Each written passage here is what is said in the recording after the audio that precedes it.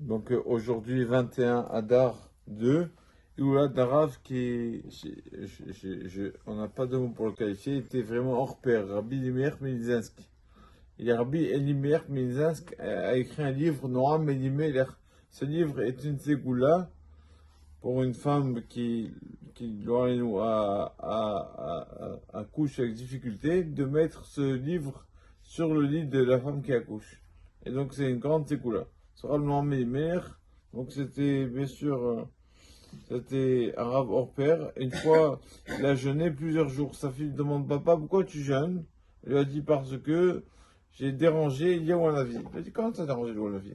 Il a dit, ben, un soir, j'avais pas de, comment on dit, de bougie pour étudier. Et donc, je suis sorti dehors pour trouver quelqu'un qui m'allume la bougie. J'avais pas de feu à la maison. Et donc, un monsieur est venu, m'a allumé la bougie, et avec ça, j'ai étudié. Et après, on m'a dit que c'était dans la vie. Donc, j'ai dérangé dans la vie. On l'a dérangé pour moi du ciel. Donc, je veux pas que ce soit pour moi une faute d'avoir dérangé dans la vie. Donc, je jeûne plusieurs jours. Donc, on voit que c'est un rave qui méritait donc de voir dans la vie. C'était pas n'importe qui. Il a pris celui avec son frère, Rabbi Zouchia. Ils ont tourné 8 ans dans le monde entier ils ont dit pour rattraper les âmes perdues, récupérer les âmes perdues. Les hommes qui étaient tellement loin de la Torah, ils ne connaissaient rien, ils habitent dans les petits villages, dans des coins inconnus. Quand même, ils sont allés vers eux pour les rapprocher de la Torah. 8 ans, ils ont pris de leur temps pour faire ça. Et ils dormaient dans des auberges, etc., dans des endroits. Donc, bien sûr, ils n'étaient pas invités de partout, ils ne connaissaient pas.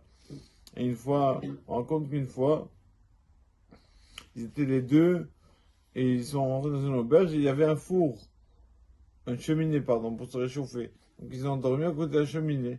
Rabbi Meir derrière, Rabbi Zoucha devant.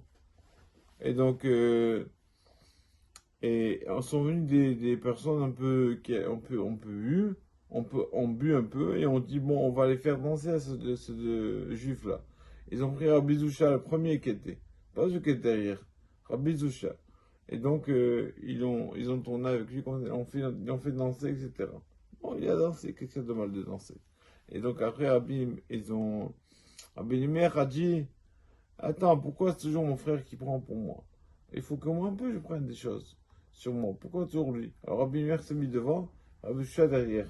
Et quand ils sont revenus, ils ont bu, ils sont revenus, ils ont dit, attends, celui qui est devant, on l'a déjà fait danser. Ils ont fait danser celui de derrière. Donc ils ont refait danser Rabbi Zoucha. On voit qu'on ne peut rien faire quand Hachem veut quelque chose, on peut faire ce qu'on veut, aller devant et derrière, la chose on l'aura. Pareil dans tous les domaines. Quoi qu'on fasse, Hachem décidera d'une chose, ça se fera. Amen, amen, amen.